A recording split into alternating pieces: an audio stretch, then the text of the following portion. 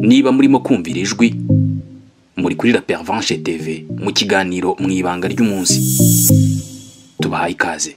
Muri kumwe na nutritionniste diététicienne Anastasie Mukakayumba. Hano mwishurirwa amabanga akomeye y'ubuzima yahishwe mu mirire no kuboneza imirire. Dukwiye kurya iki? Ryari? Giteguye gite? Ni ibiki turya dukeka ko ari byiza nyamara atari byiza ku mibiri yacu? Ni ibiki dutinya kurya dukeka ko ari bibi nyamara imibiri yacu ibikeneye? Buri wese afite umubiri utandukanye n'uw'abandi. Ibyo urya cyangwa unywa bikaba byiza cyangwa bibi ku buzima bwawe, si ngombwa ko ariko bigenda kuri buri wese. Ibigirira bamwe umumaro bishobora kuba uburozi ku bandi, biterwa n'ubuzima bwa buri wese. Ibi nibyo tuvugaho muri iki kiganiro. Mbere yo gutangira ikiganiro, tubabaza ikibazo cy'umunsi gityaza ubwonko, mukaduha igisubizo muri commentaire. Ku musozo w'ikiganiro tubabwira igisubizo nyacyo. Tubahaye ikaze. Mu kiganiro cyacu cya none turarebera hamwe uburyo gukumira diabete yo mu bwoko bwa kabiri bishoboka. Turebere hamwe diabete icyo ari cyo, uko ikibazo cya diabete gihagaze ku isi. Turebere hamwe amoko y'ingenzi ya diabete, ibintu by'ingenzi bikwiye gutuma wipimisha diabete. Turebere hamwe kandi ubusobanuro bw'ibipimo bitandukanye ushobora kubona igihe wagiye kwipimisha diabete. Ikibazo cyacu cy'umunsi kirabaza ngo ndi igihugu gito ngereranywa na paradizo yo mu isi. Nta gereza ngira, nta basirikare, nta minisiteri y'ingabo, abavoka n'imirimo yabo birabujijwe, singira inganda, singira amabuye y'agaciro, ubutaka bwanjye ntibwera cyane, singira ibibuga by'indege n'inzira za gari ya moshi. Abaturage banjye 100% bazi gusoma no kwandika kuko amashuri abanza n'ayisumbuye bayigira ubuntu. Icyizere cyo kurama ni imyaka 83, nkaba nkurikira Ubuyapani. Ndi uwa kabiri mu kugira abakerarugendo ku muturage umwe. Ndi uwa kabiri nkurikira umujyi wa Vatikani. Ubushomeri buri kuri 2.5%. Ibyaha by'urugomo bigeze ku 150 ku baturage 100,000. Fora ndinde. Diabete ni indwara idakira kandi itandura. Ibaho igihe urwagashya rutakibasha kuvubura umusemburo wa insuline uhagije, cyangwa se igihe umubiri utakibasha gukoresha insuline ku rwego ruhagije, bityo isukari ikaba nyinshi mu maraso. Insuline ni umusemburo ukorwa n'urwagashya ugafasha isukari kuva mu maraso yinjira mu turemangingo tw'umubiri kugira ngo ikoreshwe mu gutanga imbaraga. Umuryango w'abibumbye wita ku buzima uvuga ko diabete ikomeje kwiyongera ku isi, aho imibare y'abarwayi n'abicwa na diabete ikomeje kwiyongera. Abarwayi ba diabete bavuye kuri miliyoni 108 mu 1980 bagera kuri miliyoni 422 muri 2014. Impfu ziterwa na diabete ku bantu bari hasi y'imyaka 70 ziyongeraho 5% ku isi kuva mu mwaka wa 2000 kugera mu mwaka wa 2016. Mu mwaka wa 2019 diabete yashyizwe ku mwanya wa 9 mu ndwara zihitana abantu benshi ku isi. Ni ukuvuga ku isi aho yica byibura 1.5 miliyoni. Abo mu bo yica 48% bari hasi y'imyaka 70. Nk'uko rero bitangazwa na Atlas de Diabete yo muri 2021, miliyoni 537 z'abakuze, ni ukuvuga abantu bafite imyaka hagati ya 20 na 79 babanaga na diabete. Ni ukuvuga banganaga n'10.5% by'abatuye isi. Uyu mubare rero bakavuga ko ushobora kwiyongera ukagera kuri miliyoni 643 muri 2030. Atlas kandi ikomeza itubwira yuko miliyoni 240 ku isi babanaga na diabete ariko batabizi. Muri abo ngabo 90% bari mu bihugu bikennye n'ibiri mu nzira y'amajyambere. American Medical Association ivuga ko inzobere mu bushakashatsi zagaragaje ko nihatagira igikorwa mu kwirinda no gukumira diabete y'ubwoko bwa kabiri, umuntu umwe muri 3 bavutse mu mwaka 2000 kuzamura ashobora kuzagira ibibazo mu mubiri byamuviramo indwara zitandukanye harimo na diabete. Nk'uko twabibabwiye rero, Diyabete irimo amoko menshi ariko amoko 3 y'ingenzi niyo akunze kuboneka. Diyabete y'ubwoko bwa mbere ni diyabete ituruka ku kwisenya k'umubiri, ibyo bita autoimmune. Ahangaha uturemangingo tw'urwagashya dushinzwe kuvubura umusemburo wa insuline ntabwo twongera kuvubura umusemburo uko bikwiriye. Igaragara cyane ku bantu bakiri batoya. Diyabete yo mu bwoko bwa kabiri ni diyabete iterwa ahanini n'uko umusemburo wa insuline utabasha gukoreshwa neza imirimo yabugenewe yo kwinjiza isukari mu turemangingo ngo itange imbaraga. Ikunze kwibasira abantu barengeje imyaka 40. Ni kandi iyi diyabete niyo yihariye igice kinini cy'abarwayi ba diyabete, aho ifite 85% by'abarwayi bose. Aho itandukaniye na diyabete yo mu bwoko bwa mbere ni uko diyabete yo mu bwoko bwa mbere iza gitunguro, naho diyabete yo mu bwoko bwa kabiri iza buhoro buhoro. Nta bimenyetso mpuruza, nta kintu ushobora kumenya.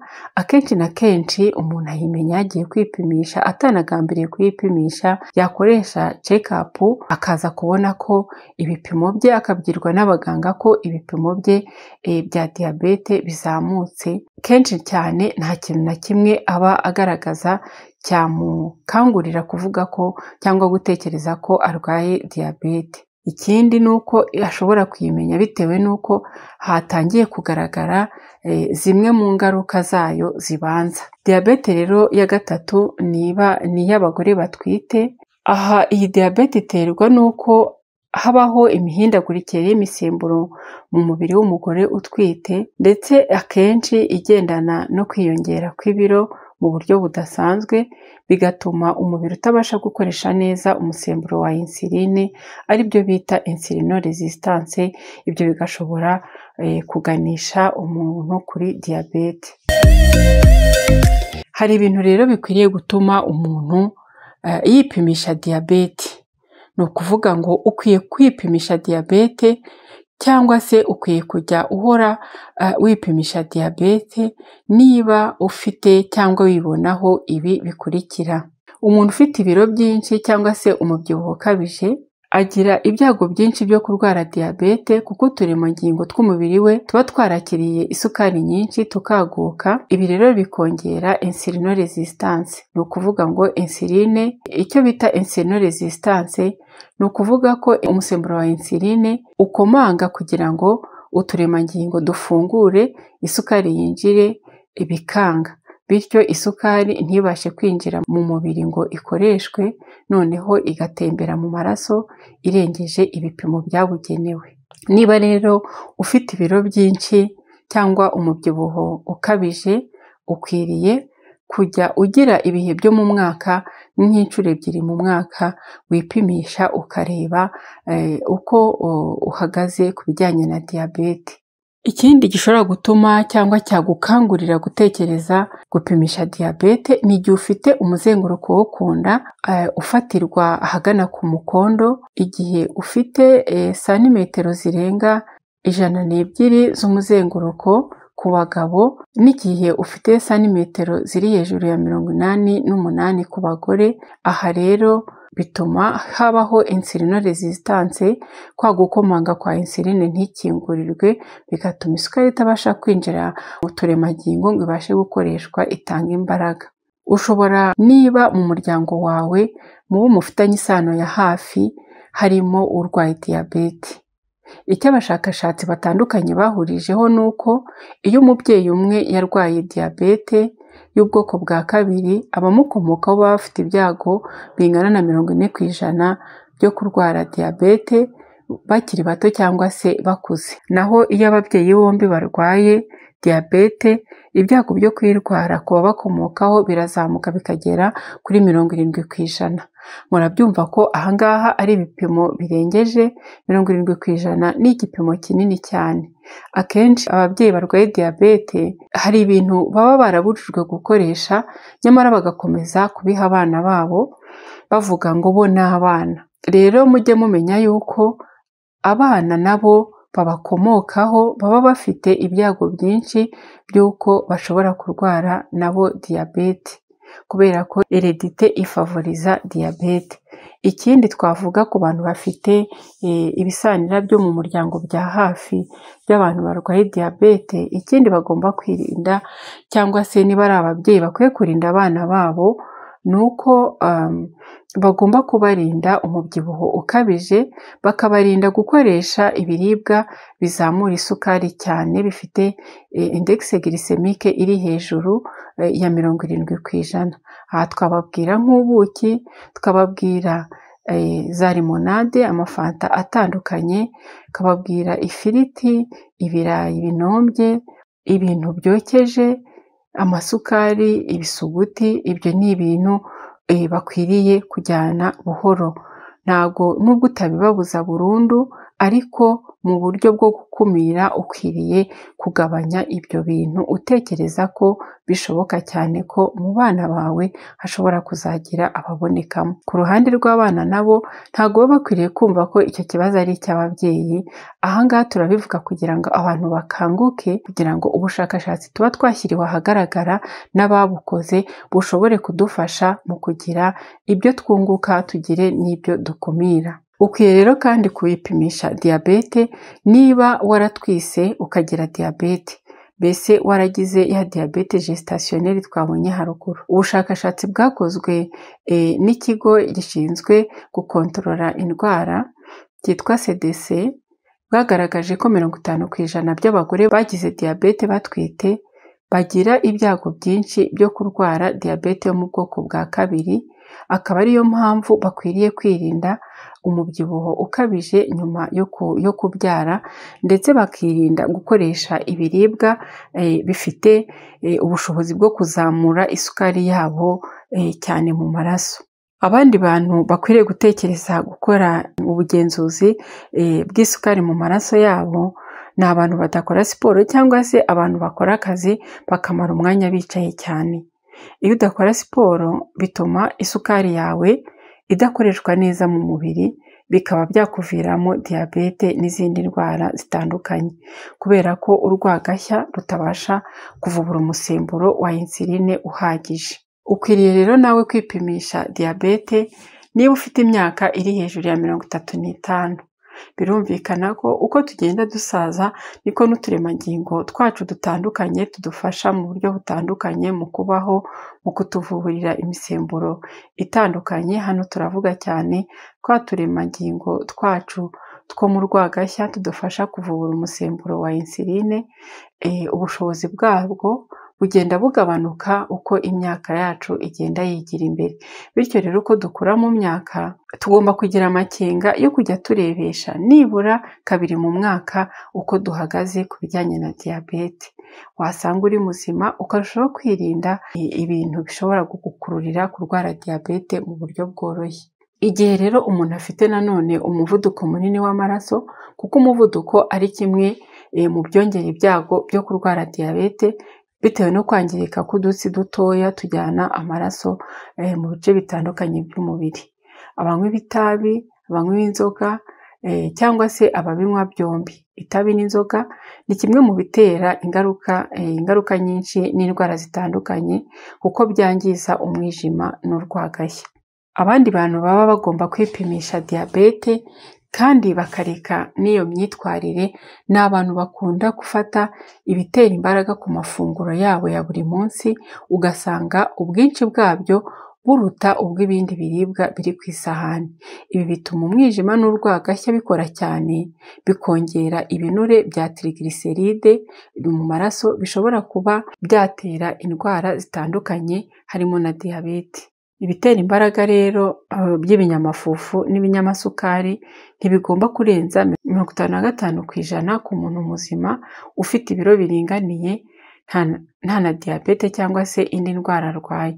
Naho ku muntu urwaye diyabete ufite ibiro byinshi cyangwa se umubyibuho ukabije ntiyemerewe kurenza 30% by'ibitera imbaraga byose yariye ku munsi.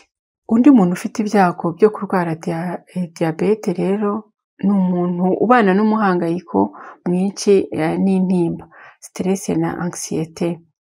Imisemburo izamura umuhangayiko n'intimba ituma isukari yiyongera mu maraso, ku buryo ndengarugero, bikananiza ndetse rero bikica uturemangingo two mu rwagashya tuvubura umusemburo wa insuline. Ibyo rero nabyo birumvikana, diyabete ishobora guturuka ku bintu bitandukanye, yewe ishobora no guturuka kuri izi mpamvu, ugasanga umuntu azifite ari nk'eshatu cyangwa se agasanga azifite ari nk'enye.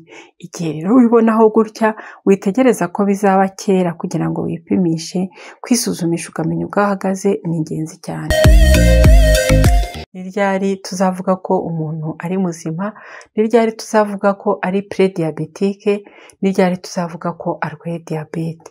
Mbibutse ko pre-diabétique ni faze iba iri hagati y'umuntu muzima n'urwaye diyabete. Uvuga ngo ntabwo ari muzima, nta nubwo ari umurwayi wa diyabete. Igihe rero umuntu akiri muri iriya faze ya pre-diabétique, ashobora gufata ingamba nziza hanyuma zishobora gutuma ava muri kiriya gika cy'abantu b'abakandida b'ejo ba diyabete. Umuntu azitwa muzima igihe iyo amaze kurya haciye amasaha 8, cyangwa se ni ukuvuga wa muntu wariye nijoro akipima mu gitondo nta kindi kintu arafata, azaba ari muzima igihe azasanga ibipimo bye biri hagati ya 70 n'105 miligarama muri desiritiro y'amaraso. Azaba ari muzima niba iyo amaze kurya haciye amasaha 2 igipimo cy'isukari ye kiba kiri munsi ya miligarama 140. Tuzamwita muzima kandi igihe igipimo cyerekana uko isukari yari yifashe mu mezi 3 ashize, icyo bita hemoglobine glycée, izaba iri hasi ya 5.6%. Hemoglobine glycée itandukanye na glycémie wafashe uwo munsi. Ubu iyo bagiye kugufatira glycémie ubyutse wirinda kuba wafashe ikindi kintu, ariko hemoglobine glycée yo bashobora no kuyigufatira wariye. Bigomba rero gutandukana, ntimuzitiranye glycémie na hemoglobine glycée. Umuntu azitwa ryari ko ari pre-diabétique? Igihe apimwe abyutse mu gitondo nta bindi bintu yari yafata, isukari ye iba iri hagati y'106 kugeza ku 125. Ibi uyu muntu agomba kwipimisha nibura inshuro imwe mu byumweru 2, akabikora 2. Iyo ibipimo bikomeje biza gutya, ni ikimenyetso cy'uko umubiri we watangiye kwinjira mu kibazo cy'uburwayi bwa diyabete, uri kugana ahantu hatari heza. Igihe uyu muntu azaba amaze kurya haciye amasaha 2, wamupima ugasanga ibipimo bye biri hagati y'140 bitarengeje 190 miligarame kuri desiritiro y'amaraso, uyu muntu azitwa pre-diabétique. Ni igihe hemoglobine glycée ye iri hagati ya 5.7 na 6.4%. Umuntu azitwa umudiyabetike igihe iyo bamupimiye igipimo cya hemoglobine glycée cy'amezi 3 ashize kureba uko isukari yari itwaye mu maraso, igihe azaba afite 6.5% kuzamura. Hanyuma yapimwa abyutse nta kindi kintu arafata, abyutse mu gitondo akagira ibipimo biri hejuru y'126 miligarama muri desiritiro y'amaraso. Azaba arwaye diyabete igihe azafatwa isukari yo mu maraso nyuma y'amasaha 2 amaze kurya, ugasanga ibipimo biri hejuru ya miligarama 200. Ikiza muri ibi ngibi ni uko iyo umuntu amenye hakiri kare yuko umubiri we uri kwerekeza mu burwayi bwa diyabete ariko ataraba umudiyabetike wa nyawe, inkuru nziza ni uko iyi situation ishobora kuburizwamo igihe umuntu agerageje gufata ingamba zo guhindura imirire ye, guhindura lifestyle ye cyangwa se ubuzima bwe bwa buri munsi, bituma ashobora kuburizamo kujya mbere kwa buriya burwayi. Rero iyo abantu bashoboye kumenya hakiri kare uko bahagaze bagafata ingamba zo gukumira diyabete, birashoboka cyane yuko batazagera muri icyo gice cyo kurwara diyabete ngo babe abadiyabetike. Ahangaha kandi bisaba ko ingamba umuntu yafashe ari ingamba z'ubuzima bwose. kandi disipurine ijyanye n'imirire, ijyanye na siporo, ijyanye n'ubuzima bw'imbamutima, ubuzima bw'imitekerereze n'ubuzima muri rusange n'imibanire n'abandi, iyo binogejwe biri mu bintu bikomeye byo gufasha umuntu gukomeza kubaho ubuzima bwiza. Ntabwo tureba gusa ku by'imirire na siporo, ahubwo ibirebana n'imihangayiko nabyo ntabwo ari ibintu byoroshye mu gihe umuntu ari kurwana no gukumira diyabete. Igihe rero umuntu yamaze kurwara, nawe afite inama ahabwa zituma nubwo adakira ariko bituma abaho ubuzima bwiza bumurinda kujya muri za komplikasiyo cyangwa se ingaruka zikomeye ziterwa na diyabete, yaba iyo mu bwoko bwa kabiri no mu bwoko bwa mbere.